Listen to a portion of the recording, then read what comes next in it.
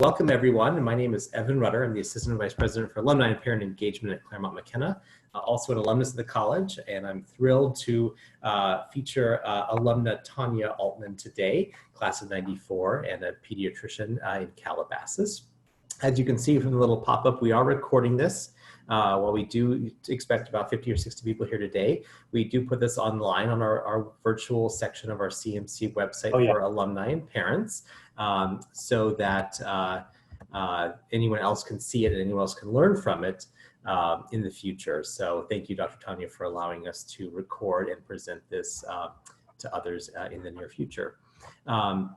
For those of you that have been following the college, we did release our students, faculty, and staff in mid-March. We taught virtually all of our students for the last 8 weeks of the semester. It was very sad to let all of our students go, but of course our seniors who missed the last 8 weeks of their senior year. Now we are very actively hoping and planning for a return in the fall. It is our goal and our objective to make sure that our students can return safely in August. So we're doing everything we can to make that happen. It's also, of course, very financially difficult for our students and for the college. If you haven't yet made your year-end gift on June, which is June 30 for us, please do consider a gift to the Crisis Response Fund, which helps students and helps the college weather this COVID-19 storm.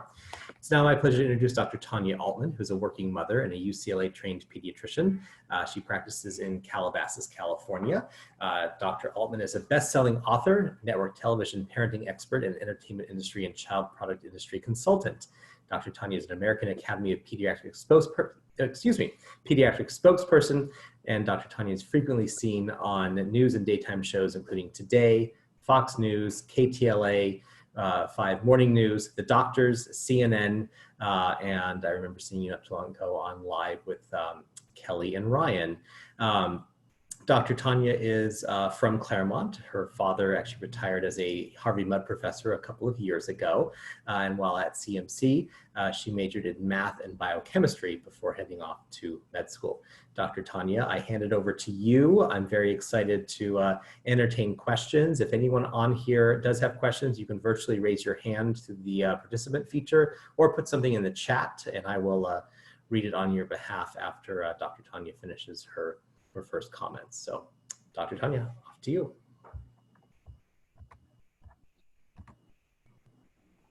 Now I'm unmuted. Now you can hear me, right? Okay. Hi, everyone. Thank you so much for having me. I don't have a formal presentation, but I figured, we would have a conversation about COVID-19 and what's been going on and what I've been seeing and the types of questions I've been getting asked from families in my community, patients, schools, and sort of how things are looking, right now around the country. And I'm happy to answer any questions. So, feel free to put them in the chat, raise your hand, and, just flag Evan down and he'll let us know. But I want this to be a conversation.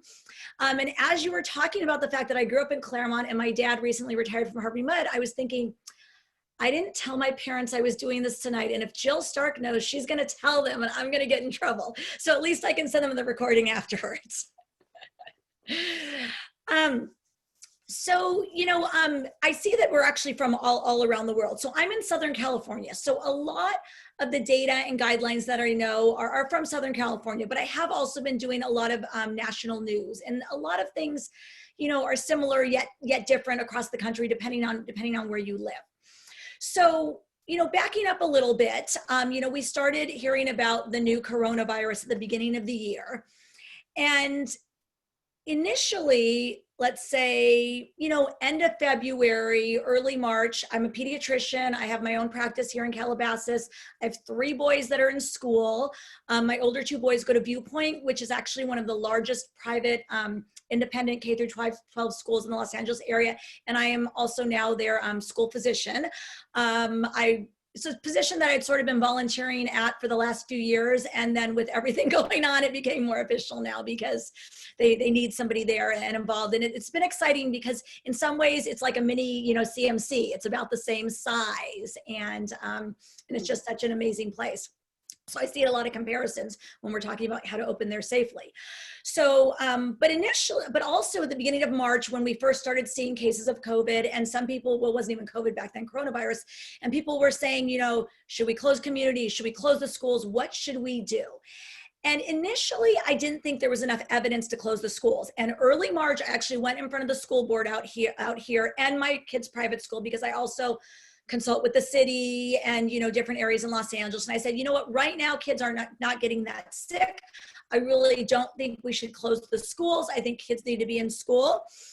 And then the next week I called everyone and said, we need to reconvene. I've changed my mind. The data's changed. We need to close schools right now. And this was a Wednesday. And so we shut them down on Monday. I want to say that was like March 13th. Out here, the private schools and the public schools in the Valley and LA Unified followed, because it became very clear that this was spreading a lot faster than we thought, and we weren't going to be able to control it. And really, the best solution was for everybody to go home and stay home. And I know in California, we were pretty quick to get everybody home. And I know there's been some, criticism on both ends. Did we do it too early? Well, as a physician and a scientist, I feel like, you don't want to regret not making decisions quick enough. So I think we shut down just in time. And although things may be changing with, the recent protests and everything opening up, in California, we actually did a fairly good job. We never had a high peak here of cases like they did in New York and on the East Coast. And things actually have been looking pretty good. And we, have started slowly talking about opening up. Now, it's been interesting because, I'm in constant communication with doctors around the country, and my friends at the CDC in Atlanta, when I was talking to them, a month ago, and they were open and we were closed, it was like they lived on a different planet. I mean, it was just crazy, what was going on. They couldn't get tests. People were everywhere. And here in Southern California, we've actually been doing a pretty good job testing. I mean, Evan was just asking me if I have tests in my office, and yes, I do. Have I seen families with COVID? I've had about 6 families with coronavirus because the kids have been home. It's really been the parents and the grandparents that caught it at work and in the community. This was sort of before things shut down back in March, and then gave it to the kids. And so what we pretty much were seeing is that it is appearing to be more mild in the children. And I didn't have any hospitalizations in my practice, and I was able to just do telehealth with them online and sort of lead their families through it. And I was very lucky that even the adults and grandparents, in my practice, were okay when they had COVID-19, and none of them had to be in the hospital, and none of them got seriously ill. But we know that is not what we've been seeing around the country, and that there have been, unfortunately, way too many deaths and way too many cases of people that are seriously ill. So I think in California, we have been doing a fairly good job. I think initially, maybe we could have been a little faster to roll out the testing, but again, that was also sort of a supply issue around the country that we were all dealing with. So right now in California, you can pretty much get a COVID swab test back in 24 hours on almost any street corner. I mean, every doctor's doing it. There's LA Public Health stations, every other city, there's every urgent care. So right now we're doing a pretty good job of, anyone has a fever, anyone feels sick, let's get that test, let's isolate you at home, and then let's contact trace. And these are some of the things that we're going to be, bringing into play as we talk about opening the schools up in the fall. So one of the things that I've really been working on is how to get our kids safely back to school. And this is something that I'm not only interested as a pediatrician, but also now a school physician, and because I'm a mom of 3 boys.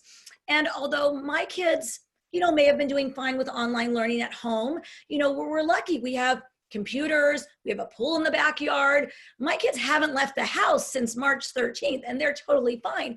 But when you look at a lot of areas around Los Angeles and across the country, it's really not like that for everyone. And we are seeing so many kids that just have lost out on learning, have lost out on some of the extra services they're getting at school, the nutrition, the physical education. There's the whole mental health component. And if you look at LA Unified, the latest data is that 50% of the parents are actually unemployed. And so that's also, affecting the families. And they're not going to be able to go back to school if their kids can't go back to school. So I've been working really hard on trying to get kids back to school. And so before I talk about the back to school plans, let's talk a little bit more about testing, because I see some questions here about testing and which tests do you think are the most accurate.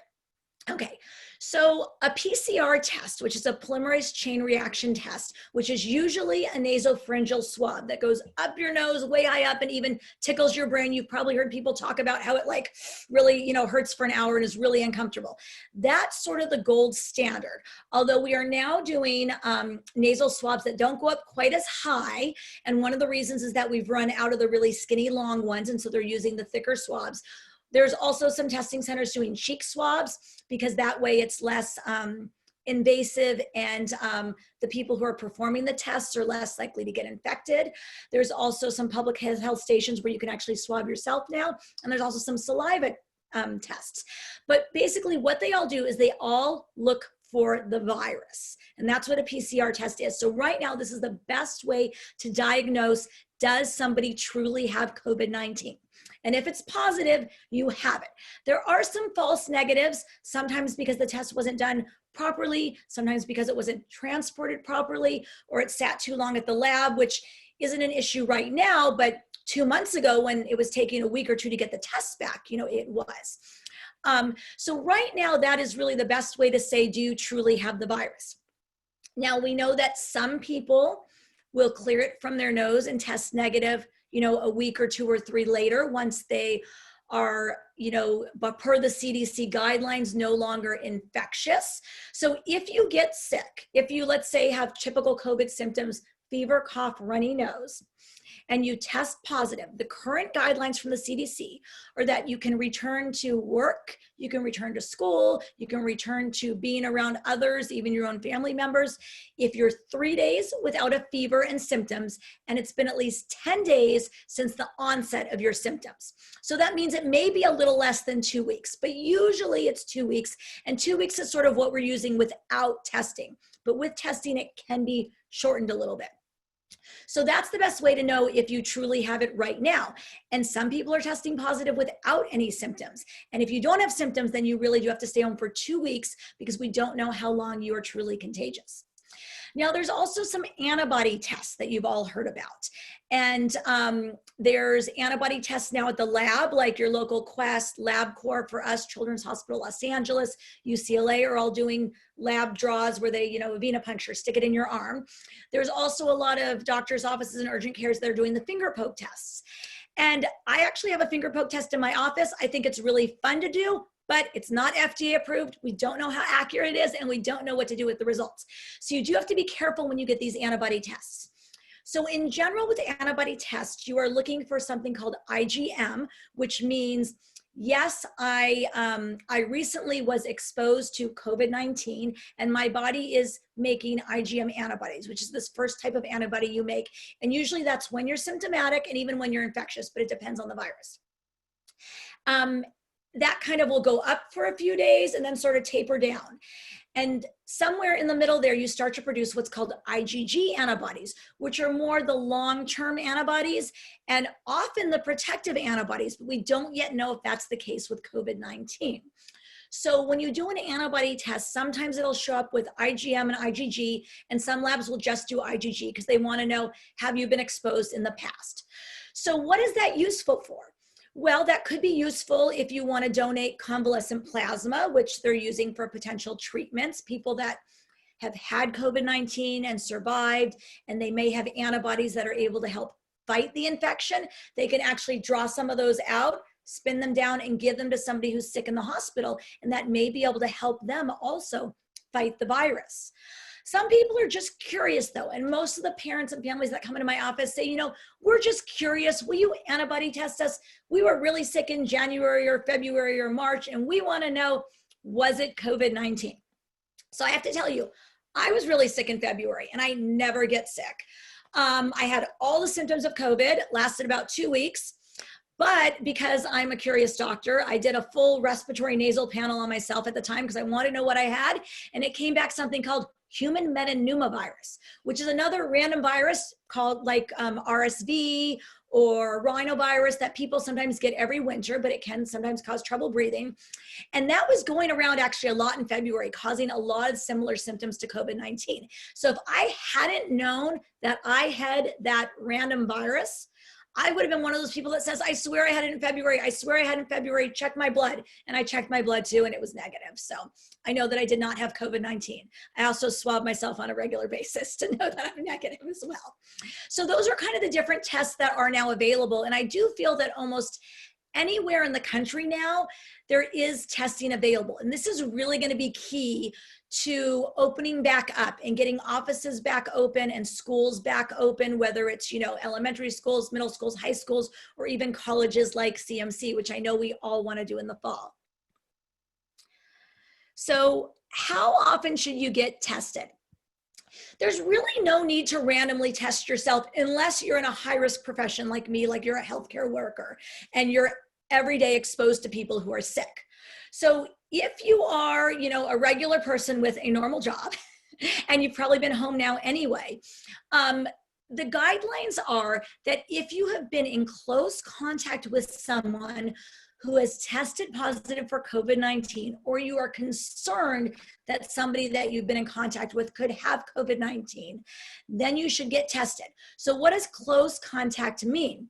So it really means being within 6 feet of somebody for over 10 minutes without wearing a mask.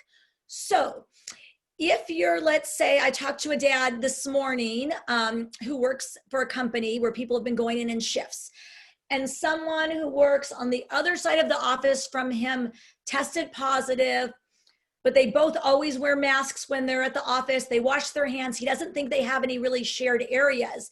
It's not really considered a close contact. So although he wanted to get tested and he got tested, he doesn't really have to get tested, because although COVID-19 is contagious, you have to really be in close contact with somebody. So we're seeing transmission through family members, through close work contacts, through people that are in a room together for over 10 minutes without wearing a mask. So wearing a mask, we know, is one of the best things you can do to not only decrease your chance of getting infected, but also to decrease community transmission. And that's why it's recommended that everybody wear a mask anytime that you're outside of your house right now, at least in California, and I know different areas of the country are different.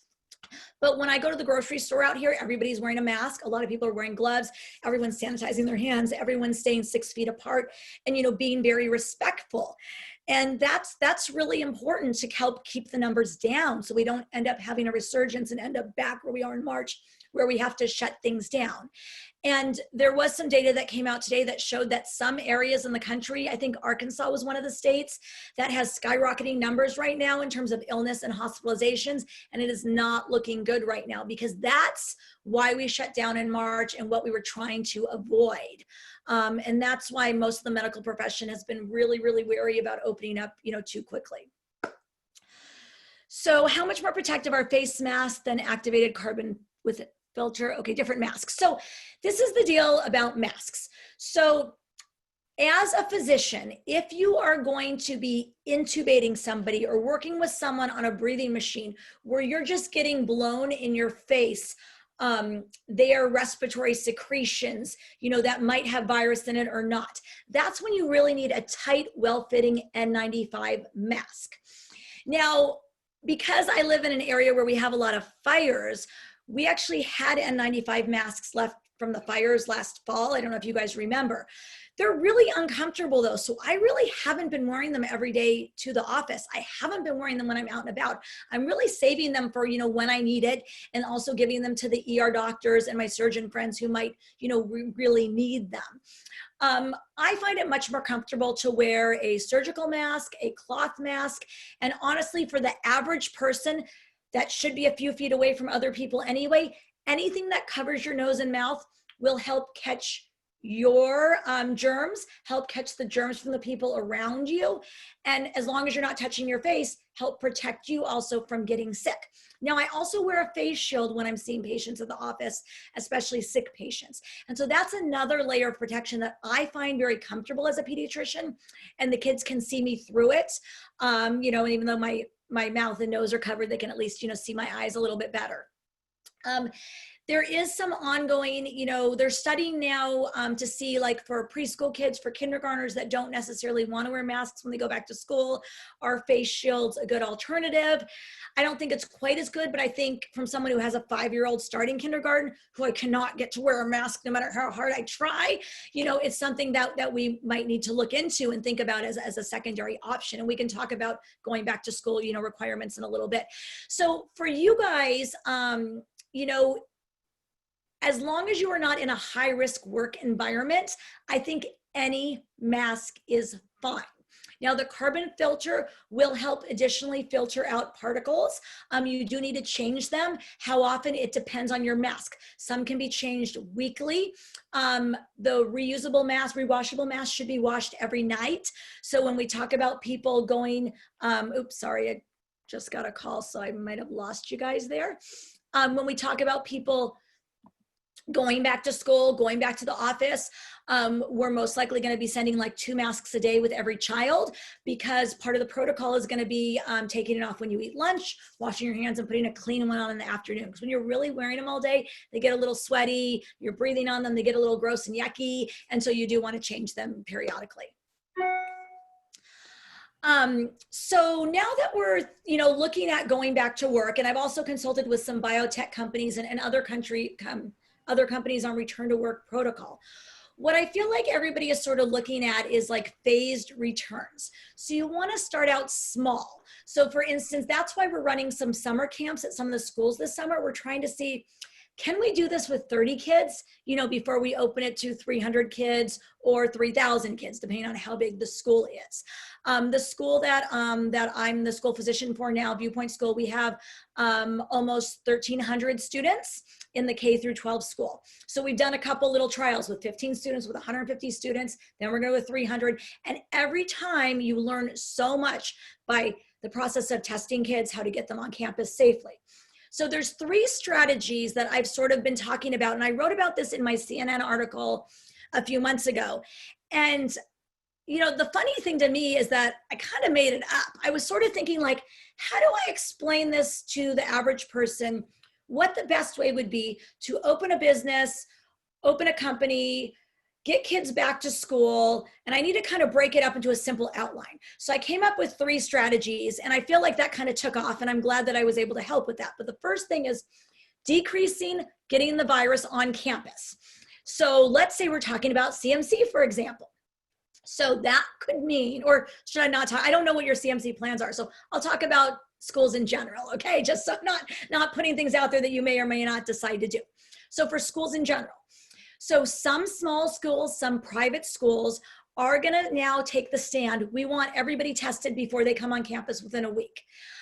In some ways, I think that's a good idea, even though they could still catch it the night before they come to school, but that way you have sort of a baseline, that everybody is negative, and if anyone tests positive, quarantine for 14 days, they cannot come on campus. So that's the first thing. The second thing is questionnaires every time you come on campus. So what I did for my school to make it really simple is giant poster with 2 questions. 1, have you or anyone in your family or anyone you've been in contact with diagnosed with COVID-19? Have you or anyone in your immediate family or anyone you've been in contact with in the last 24 hours had any of the following symptoms? Fever, cough, congestion. We listed 10 symptoms. And they can just drive in and the parents can say no, no, and the kid will get out of the car. The school nurse will temperature check them, and we are going to be temp checking all the kids before they get onto campus. And then also the other strategies are going to be staggered drop-off times, because you can't have 100 kids entering the campus at the same time. You don't want a backup of kids gathering together. So some schools are going to stagger their drop-off times. Some larger public schools are going to have kids going to school every other day because they just physically can't have that many students on campus.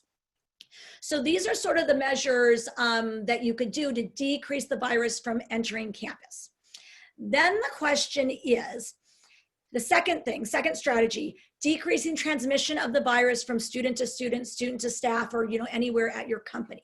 And so the things that you do there are masks are number 1, 2, physical distancing. So I know you've heard a lot about 6 feet. Well, the WHO actually has guidance with data that when kids are in a classroom or people are at work, 3 feet apart, which is 1 meter, that's what they use in Asia, is okay with a mask. So that's what I'm using for the schools that I consult for, is I'm saying the desks need to be 3 feet apart when the kids are wearing a mask, because 6 feet is just impossible for so many classes. You also need frequent hand washing. So it's been shown that if kids simply like wash their hands, I think it's like 5 times a day, it can dramatically cut down on the number of illnesses they pick up at school. So everyone's gonna need a lot of hand washing stations, a lot of hand sanitizer, and also frequent disinfecting. So every night, schools, offices, they're all gonna need to be disinfected from top to bottom. And anytime anybody moves around. So if a child moves to another desk, it all has to be cleaned down. If they're touching keyboards or commonly touched surfaces, it all has to be disinfected and wiped down. Same with bathrooms, any high touch facilities. So like keeping doors propped open could help so people don't have to touch doorknobs. Having a bathroom monitor could help. So that way, you know, there might be someone turning on the water for the young kids. So that way they don't have to keep touching the faucet if it's not touchless. Things like that. Also, assigned seatings will help when we get to contact tracing, which the third part is about diagnosis and testing. I don't have my notes in front of me because I left them all at the office since, as I told Evan, today was one of those days where, you know, everything that could go wrong, you know, went wrong, including my last well child checkup had a temperature of 102, which should not have happened. So my notes are at the office and my Wi-Fi went down right at 4:30. So luckily I live 15 minutes from my office. So I ran home and I'm doing this from home right now. But those are most of the measures to keep transmission from spreading. Oh, also small groups and less mixing of kids. So for instance, let's say you have 15 kids in a class instead of 30 kids. You're not going to have those kids rotating to English, to history, to science. You're going to have them stay put all day and have the teachers rotate. And that way they won't be touching as many surfaces and mixing with other kids. Yes, they will still have recess outdoors. It will be a lot of outdoor anything you do outdoors is better than indoors. So especially when we talk about opening up, and any of you that might want to visit family, anything outdoors is better than indoors. Dilution is the solution. So anytime you can dilute those germs, it's going to decrease your risk of transmission by a lot. So running around outside is great, kicking the ball outside is great, but we're probably going to avoid activities where the kids are face to face, where they're touching the same playground equipment. Lunch may be eaten inside the classroom, or it may be eaten distanced outside, because again, masks are going to be off during lunch. So I could see a situation where there's like X's on the grass or the picnic tables and everybody sits 10 feet apart. So the third, and I think the most important strategy for keeping everybody at school safe is, what are you going to do when somebody gets sick? Because it's not if, it's when. So when you have someone with a fever, when you have someone with a cough, you need to be able to pull them out right away, get them tested within 24 hours, send them home to quarantine, and then contact trace everyone that they've been around. And this is the part that can get tricky, especially if you talk about a high school where kids might normally be in contact with hundreds of other kids. So a lot of the schools are looking at kind of redoing this, the schedule. So that way each child may only come into contact with 50 kids in a given day instead of a couple hundred kids in a given day. Little kids, it's easy. We're going to know where they're sitting. We're going to be able to identify the kids that sit around them. Same with at a job site now. If you're staying put at a lab station, we know who's around you. So we can grab all those people, quickly swab them. And if they come back positive on, let's say, day 1 of the contact tracing, they have COVID-19, they need to stay home now for 14 days. Or if they have symptoms, it might be able to be a little sooner. And we need to contact trace everybody in their circle. If they test negative, they still need to stay home because it may be too early. So I would recommend staying home for 5 days, but if your test on day 5 is negative and it'll come back day 6, you can get back to school on day 7, you can get back to work on day 7. So I think there are a lot of ways to be able to get kids back to school within a week and not have them missing 2 weeks at a time. And the goal is to be able to, if you keep kids in pods and keep teachers with only certain kids, the goal would be, yes, you might end up with a situation where more than one child gets sick and you have to close a classroom, but we don't want to shut down an entire school. So that's why by keeping things in this sort of modular or pod system, it's going to be a lot easier. And I know I just gave you a lot of information there at once. We have a number of questions that I've been Yeah, let's tracking, go back Dr. to Tanya. questions here. So one of them that came in is, are those who are following strict quarantine guidelines going to have a weakened immune system because they aren't being exposed to the daily germs they normally are? If Yeah. so, what can they do besides vitamins to boost their immune system? So that's a great question. So your immune system is something that rapidly develops as you're growing up. In fact, for young kids, it's the most robust in the first few years of life even. So we've all been out and about exposed to germs. So just staying home in quarantine for a few months or even a year is not really going to change that immune system that you've been building up for your entire life. So I don't think you have to, worry about that, because that's not that we're all going into a bubble, for like a decade. But that said, it still is important to take care of yourself. So make sure that you are eating healthy, that you're taking any vitamins or medications that your doctor recommended, that you're getting exercise, that you're getting enough sleep, which I know is hard with everything going on, right? I don't think I slept the first month because I kept worrying about everything. Did I wipe down that doorknob? Did I check that patient? Oh no, what about this? But that's all really important also for your immune system, because if you're stressed, if you don't have good nutrition, if you're not sleeping well, that is all gonna affect your immune system and how you could potentially fight off infections. Thank you. Next question, does COVID-19 stay with you for life, like HIV or hepatitis B? So that's a good question. We don't know, probably not truthfully.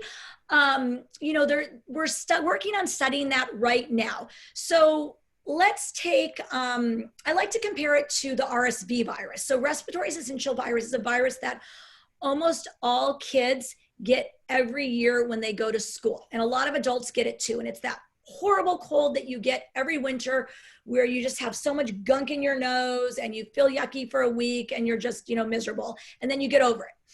Usually you only get it once a year because you have these antibodies that are sort of not lifelong like measles, but more short term. And how long do they last? Usually like 3 to 6 months, which is why rarely we'll have a child that catches that virus in October and then again in April or May. But most of the time, once you get it that winter, you're probably immune to it. So my guess is we're going to see something similar with COVID-19, but we really don't know yet. I can tell you that there are people who tested positive to COVID-19. So they had it, they had symptoms, and they do not have antibodies now 2 months later, even at the lab or when they go to donate convalescent plasma. And we don't know why. We also don't know how protective are the antibodies if you do have them. And so that's why we have to be really cautious when we're interpreting these antibody tests, because it's fun to say, yes, I already had it, or I was exposed, but we don't know if those antibodies are protective or for how long. I do think they're probably short-term protective, but we can't say that. We really can't say that yet for sure. Thank you. So we have a question from someone with elderly parents in a retirement community. They're on full quarantine, and this person is seeing a rapid decline in their cognitive ability, likely because of the isolation. The question is, are we harming our elder population more by isolation than we might be exposing them to life in a newly reopened Southern California? There's a fear that our older population are failing to thrive in isolation. That's a really tough thing and a really important point. I mean, mental health, and we're not only seeing this with the elderly, although I do think they are more effective, but also with the teens that haven't been able to, see their friends and do normal activities. I mean, it is really tough. I think, of course, virtual, visits are great, but that's not always possible, especially, if they've gotten older where they can't recognize you and you want to be there and you want to touch them and see them face to face. And so I think, this is something that sort of every family has to decide. And I've had some families say, you know what, we just need to see our relatives. Of course, it has to be allowed by public health and the facility that your family's in. Now, that's another way that testing could come into play, because you could decide, okay, my family really needs to see, grandma or great grandma. So we are going to quarantine for 5 days. We are going to test ourselves. And from when we get the negative test results until when we go visit, we are not going to go anywhere, see anyone, touch anything, or be around anyone. And you could take your whole family in and know that you're negative and maybe show the health facility that you're negative, and they might let you come in. I don't know what the rules there are, but I've been doing that a lot of that with my patients before they visit relatives. So that could be one thing that you could do. And, I hear a lot of families saying, my grandparents would rather spend their last days with us, even if they might get COVID. And it's just such a hard decision to make because we know that COVID can be so serious in that population. Even here in the Valley of Los Angeles where I live, we had several COVID outbreaks in nursing homes, and it was not good. And I think it was because testing wasn't as available back then. Now I think it's more available. But I would ask the facility, what if we all promise to quarantine for a week and get tested, then can we come visit? Because I have a lot of families doing that now before they travel for the summer to see relatives. What do you feel is an adequate cleaning fluid for wipe downs, especially if you prefer a non-toxic cleaner? Well, I'm all about, environmentally friendly and non-toxic. However, in order to kill these germs, there's got to be something there. So, if you go to the CDC website, there's a whole list of products that can kill COVID-19, and they've tested it. And yes, most of them are Clorox and Lysol and things like that. But hydrogen peroxide and rubbing alcohol works as well. And in fact, a lot of those foggers that you see that go into buildings, that's all hydrogen peroxide, which literally just sticks to the surface, kills the virus, and then just kind of evaporates away. So, but I don't want to say anything natural that I don't know for sure that hasn't been tested. So I would rely on the CDC website, especially when it comes to, disinfecting for schools, for offices, anywhere where other people could potentially get infected. In your own home, you can choose what to do. And if you don't have other people coming in and it's not high touch surfaces, then maybe you don't need the big guns. But if you have people coming to visit, if you're at a school where a lot of kids are coming in the room, we need to kill the virus and know that it's, been properly disinfected. That's really important to decrease the spread. Thank you. Does having mild asthma put one at higher risk if going to school or work in the fall? So that's a good question. Okay, so there are certain people that are at high risk for more serious illness. And in the adult population, lung disease, such as asthma, heart disease, are known risk factors. In kids, we're not really sure yet if having asthma makes you more high risk. It seems like it would, because I have patients that anytime they get any cold, they start wheezing, but we don't really have the data to show that yet. So I think this is something that you're gonna have to talk to your own doctor about when it comes to, is it safe for my family to go back to school, my family to go back to work, and come up with a plan. In most cases, I do think that kids should go back to school, but I have some families with underlying conditions where I'm saying, you know what? I think it's better if you stay and do online school next year. And that's why almost every school is going to have this hybrid or high flex model, and a lot of the colleges too, because you're going to have people that can't be there in person. You're going to have people that don't want to be there in person, and you're going to have people that want to be there, but they get sent home for 2 weeks, and then they get sick with another random virus. And anytime a child has a runny nose, cough, or fever, even in college, they're not going to be allowed in the classroom. So you're going to have a lot of people doing online learning intermittently throughout the year as well. A similar question regarding diabetes. Why do people with diabetes do so much worse with COVID-19? So diabetes, and again, I'm not an adult doctor, but diabetes is a risk factor for adults for a lot of illnesses. And, it has to do with the way your immune system responds, either too much or doesn't respond enough to the virus. So one of the really interesting things about COVID-19 is that one of the things that we're seeing in adults is this overreactive immune response, the cytokine storm that is causing a lot of the issues. And we don't know exactly why. So it's not necessarily just, oh, I'm immunocompromised, I can't fight it off. In some cases, it's like, oh, my immune system is way too active and it overfought it off, and that's why I ended up in the ICU. So there's a lot we don't know, a lot of research going on. But if we can also help identify those people at risk, whether it's due to diseases that they have, due to genetic factors that they have, that will also help us decrease transmission throughout the country, because we can say these populations should really stay home or not go to school and be more careful. How long do you recommend parents of a newborn quarantine from family members who want to come visit and stay in the home and meet the baby? I saw somebody on there had a baby. Congratulations. I'd be happy to send you my books. Since, as most of you know, really babies is sort of my specialty. I take care of kids birth through college.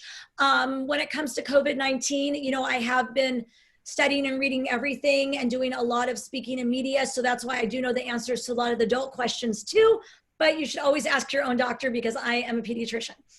So in terms of newborns, so in general, when you have a baby, we usually say, especially during the winter when there's germs around, we want you to stay home. We don't want a lot of people coming over because we really don't want the baby to get sick initially.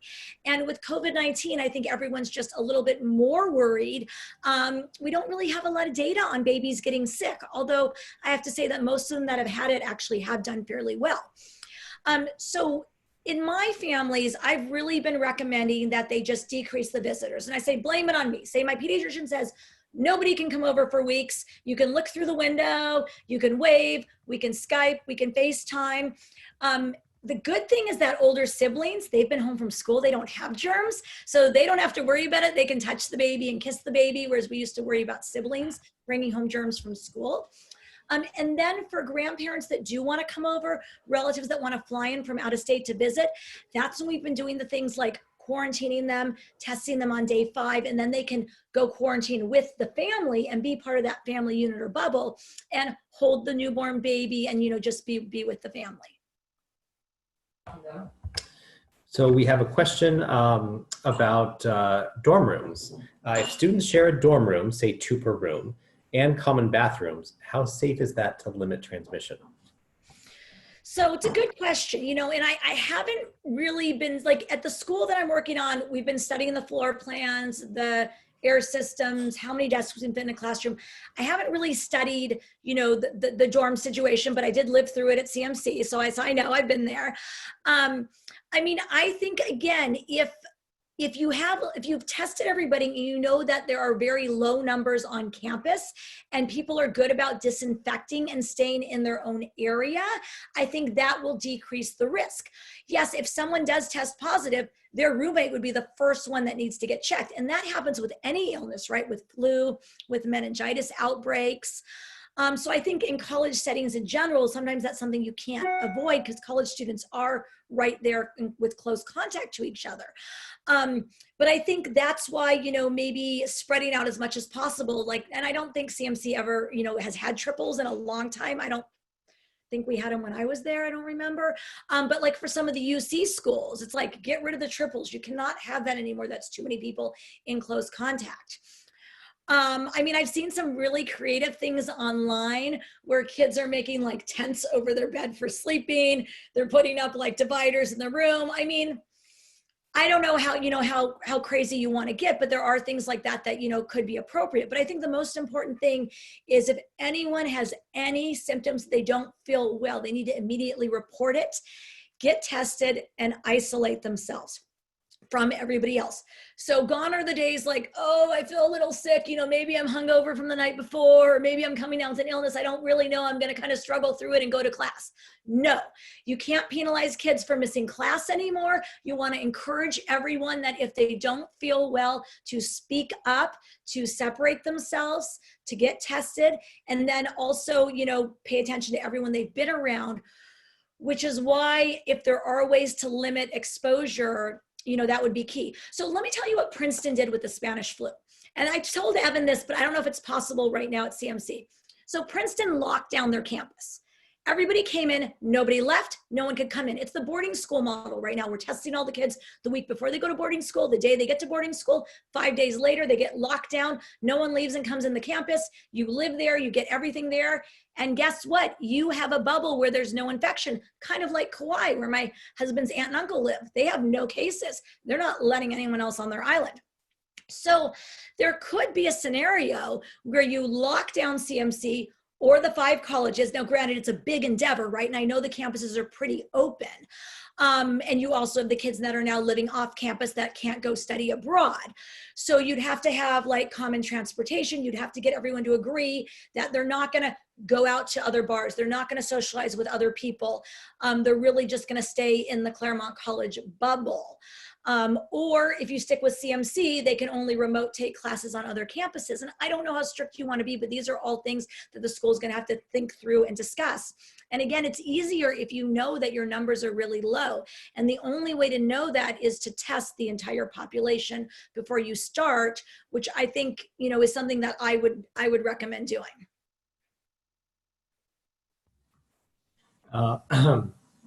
Someone asked about your quotes on isolation and quarantine days. You'd mentioned 5 days, but then there's also 7 or 14 days. Sure. Could you clarify that a little bit? Yeah. Okay. So let's say you don't have any symptoms. You don't think you've been exposed.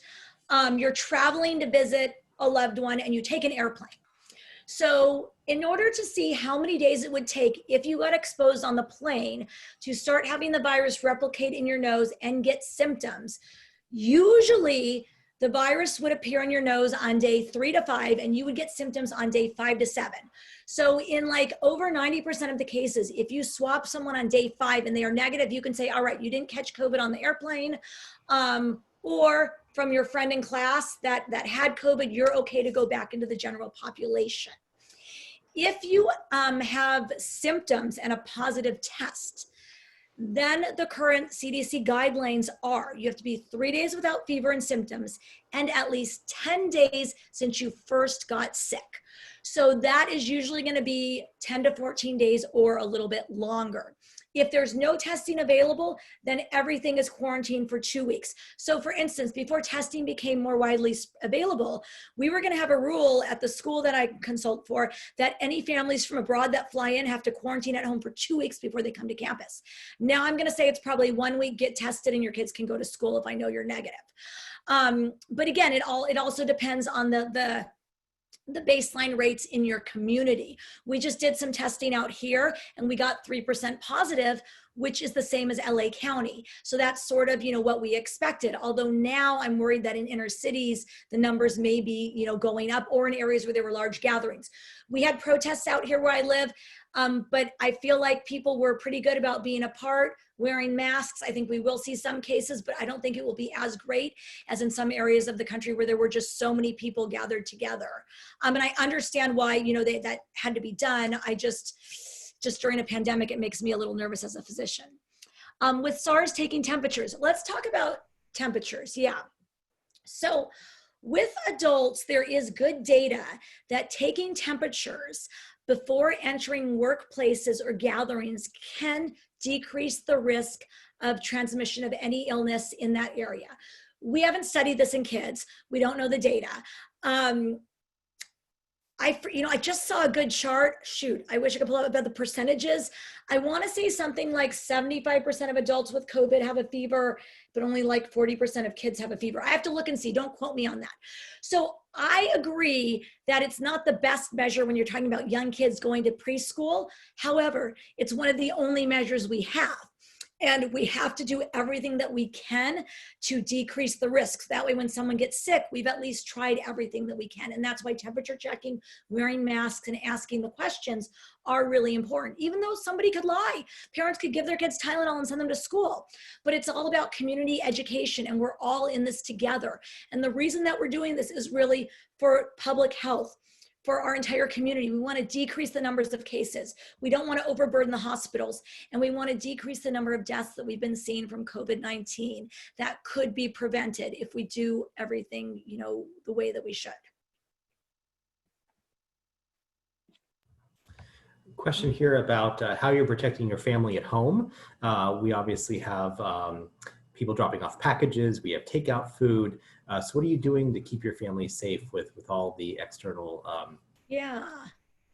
So, you know, I think we've all laxed up a little bit, right? I mean, so I have a YouTube channel, Dr. Tanya, and I'm also on Instagram, which I don't know if any of you are, but I did a lot of videos when this first started on how to safely open packages, how to safely go to the grocery store. And I have to admit that, you know, I might be laxing up a little bit too.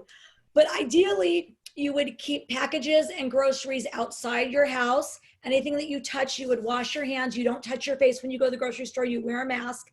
You can wear gloves if you want, but if you wear gloves, that doesn't disinfect your skin, right? That just means that you can't touch anything with your gloves or your phone, and you have to take them off and throw them away properly. You can wipe down things when you bring them into your house, or you can let packages sit for a few days, because the virus really can't live on most surfaces for more than 72 hours. And when it comes to things like cardboard boxes and clothing, it's probably not more than 24 hours, honestly, because those surfaces are very porous. So there's some questions that came in about gatherings. So there are families that have family members in the 80s. They haven't seen each other in a while. They're thinking about meeting at a restaurant, maybe in a private room. What can we do to actually keep our families safe and actually keep them together to celebrate certain occasions? Okay, so I would recommend that whenever possible, you gather outside. Now, clearly in certain parts of the country, you're not gonna be able to do that come October, November. But right now, anything that you can do outside is safer than inside. So if you can sit outside at a restaurant, if you can have a picnic, if you can have people in somebody's backyard. If everybody can be wearing a mask other than when they're eating, clearly, that can help as well. So if it's just a gathering where you're kind of hanging out, anything that can be a healthy distance from each other. So there's some good diagrams on the CDC website about how an initial outbreak started in China at a restaurant. And you can actually see the person who had it first, and then everybody that got infected at their table, at the table next to them. And it actually was within the direction that the air was blowing from the air conditioner. And then because of the Bernoulli's law, some people at the table behind, but nobody across on the other side of the restaurant, the same distance away, because the air wasn't blowing in that direction. And nobody actually got sick from the bathroom, which was really interesting, which means everybody was doing normal bathroom hygiene and doing a good job of washing their hands, and not touching things without cleaning their hands before they went back to eat. So anything that you can do outside is best. Any time that you cannot share common items. So you don't want to share serving spoons. You don't want to share utensils. So if somebody could plate everybody's food, probably have everybody a little bit away. Everyone eats their own food. Don't share drinks. I would either avoid hugging and kissing or do it very quick, turn to the side. I just did a really cute story on one of the news stations about how can grandparents, what's the safest way to hug their grandkids? And we said outside, wearing a mask, turning the opposite direction from the grandchild, or have the grandchild hug around your waist. You don't want to be right there in their face, or have their back against your front and bend over and kiss the top of their head, which is kind of what we always used to tell siblings with newborns that were in school. I would say, wash your hands, and you could only kiss and touch your baby brother's feet and the back of their head, not their hands and not their face, because that's how germs enter their body. So it's sort of the same thing. And again, as small as you can keep the gatherings as possible. Now, I know this is hard. My middle son is supposed to have a bar mitzvah in August. I would have had 200 people in my backyard for a bar mitzvah and celebration. And clearly that is not going to happen. And it's devastating to our family. We had people with plane tickets wanting to fly in. It's really a huge bummer, but we have to be safe. And even though there are some areas that say, hey, you can have 100 people for a religious service, I'm actually also on the COVID-19 task force for my temple, of course, because I have to be on all of them. And they said to me, what do you think? And I said, well, I don't know that I'm the best person to answer this question because it's my son's bar mitzvah, but I don't think it's safe to have 100 people in that room. And we have a big sanctuary too. I said, I think everybody would have to be spaced out within their own family unit. And I would really limit to 30 to 40. And I know that I'm hurting my family and my relatives are going to be mad at me for saying this, but I don't want to cause an outbreak the weekend before school starts in my community. And so, no, we're not going to have a big party this summer, unfortunately. We're going to have to postpone that till next year, and we'll just do, the service with immediate family. And it's hard. I mean, so many kids have missed out on so many things. Graduation, prom, summer camp. I mean, when you talk about mental health, I mean, there's so much going on right now, but I think it's all about sort of reframing the conversation when you're talking to kids and being positive and talking about what you can do. I know, honey, it's so disappointing that we can't go on that family vacation that you've been looking forward to all year. And I can't replace it, but here's a few things that we can do. We could pitch a tent in the backyard. We could maybe go to the beach for a few days and stay, distance from other people, on the sand. Maybe we could all learn a new activity this summer. And I know it's not ideal, but this is, we're in a pandemic right now, and there's only so much that we can do. And as you can see from areas around the country that open too quickly, their numbers are going up right now. And that really scares me about getting kids back to school, because my number one goal is to get our kids back to school safely. And if I have to have a mellow summer at home with my family in order to get the kids back to school, I'm prepared to do that. Tanya, there's a very good question about vaccinations in the chat. And if you want to read it quickly or just talk a little bit about vaccinations. Yes, let's see. Is it about the COVID-19 vaccine? Yes. Okay, so, it's really interesting. I think it takes a long time to create a vaccine, and science is moving really quickly right now with all of this. And there's a lot of different vaccines around the world that are currently in different phases of clinical trials. But even when a vaccine comes out, oh, Miles is texting me, am I doing that CMC COVID thing right now? Why is he not on here? My brother is also a CMC alumni. Miles, okay, I'll send him the link too. Anyway, so there are some trials going on even here in the United States. And the first part of a vaccine trial is usually, is the vaccine safe to give? And then it's, is it effective? And then it's, and then how effective is it? So there's a lot of different phases that you have to go through, but they are moving fairly quickly. Will they have one by the end of the year? I don't know. Dr. Fauci sometimes says that, and gosh, that would be amazing. I don't know. I think it's going to be next summer. I mean, I really don't think we can count on that. So people that say, I'm not going to send my kids back to school until we get a vaccine. Well, I think it could be a whole school year. And then even when a vaccine comes out, who's it going to be approved for? We can't give it to everybody in the country on day one. So it might be high risk populations. The school age kids might be the last ones to get it. I don't know. We have to kind of wait and see. With H1N1, I don't know if you probably all remember H1N1. That was pretty quick because we already had a similar flu vaccine. So they were able to make the new vaccine and roll it out very quickly. This is starting from scratch. I mean, they had a SARS vaccine they were working on with the last SARS outbreak, but when the virus went away, they kind of stopped working on it, and vaccine technology has improved so much that they're actually using, new techniques now to make these vaccines. So I think we will have a vaccine, but I think it's still a year away. I hope I'm wrong. I really do. So with that, there was one last really good question. There were a couple others. I'm sorry that I didn't get to all the questions, but I know we're at the 6 o'clock mark.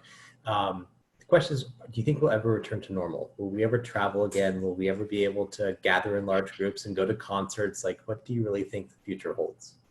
Yeah, I mean, that's a great question. I think, there is this new normal state, right, that we all might end up in, where we know more now about infections and viruses and pandemics. I mean, it's interesting because I was always the mom who would serve my kids at the buffet and make them wash their hands before they eat and say, don't touch your face. And if we went to Disneyland, I would wipe everything down because I'm a pediatrician. So I live in germs. But this is to a whole nother level now. So now that everybody is more aware and cautious and hand washing and disinfecting, in some ways it might help decrease all illnesses that are spreading through our society. I think, unfortunately, when we get past, whether it's fortunate or not, or unfortunate, once we get past this situation, I think people will move on and get back to normal fairly quickly. I don't know that they should. I think we should all remember. I think we should all think of some of the benefits that this time had. We all had an opportunity to slow down, right? And stop running from activity to activity. And our kids had time at home with us. We got out board games again. We started playing board games with our kids. We started playing in the backyard with them. I think for so many families, they really reconnected, and this time at home was so beneficial. So I hope we all slow down and we're all a little more cautious now, and we all practice a little bit better, hygiene in terms of preventing illness. But I do hope that we can get back to gatherings, that we can get back to traveling, but I don't know how soon it will be. I was planning on taking my family on an international trip next summer for the first time. We haven't traveled internationally with the kids yet. My boys are 14, 12, and 5. And I don't think we'll be ready to go yet. I don't think international travel will necessarily be as ready next summer. I think national, yes. I think plenty of people will still go. I have parents in my practice who are international business people who are traveling right now and just doing it very safely. But in terms of just leisurely, non-essential travel, I think it's going to be slow for a while. And I think we kind of have to see how this sort of all plays out. I think it's changing everybody in so many ways. Great. Well, Dr. Tanya, it is 6:02. Thank you so much for being with us today. I should also mention that you will be a trustee of the college starting July 1. So we look forward to you sharing your expertise over at Claremont McKenna. And also you did mention the triples. We do have triples. We have about 25 triples at the college, but we will not have triples next year. That I can guarantee we will not be having. And then I know Paul Nathan and Paul, if you wanted to say anything. Yeah, Tanya, on behalf of the Alumni Association, on behalf of the whole college, we appreciate so much the time you spent. We all know how busy your schedule is. We also thank you so much for your involvement in the Alumni Association and the Board of Trustees. Thank you, thank you, thank you. And hopefully by December, we have a vaccine and Evan and myself can start traveling the world again. There you go. I'm gonna unmute everyone. Feel free to say hello, say thank you, say goodbye. Everyone, thank you so much, and we'll see you hopefully for Helen's talk on Friday. I'll turn on my gallery view now so I can see everybody. Thank you. Thank you so much. Thank you. Good night, everyone. Sure. Feel free to reach out if there's any other questions. Hope I answered everything. And sorry I didn't have a more formal talk planned, but I thought a conversation would be fun. It was. We might bring Very great. Oh, and hi to the little baby there. Megan, where do you live? I'm in Los Angeles. Oh, great. Yeah. Well, stay home right now. Wash your hands and just be careful about visitors. Okay. And it'll be Aw. fun. Reach out if you need anything. Thank you so much. Thank you so much. Perfect. Hi. Dr. Tanya, we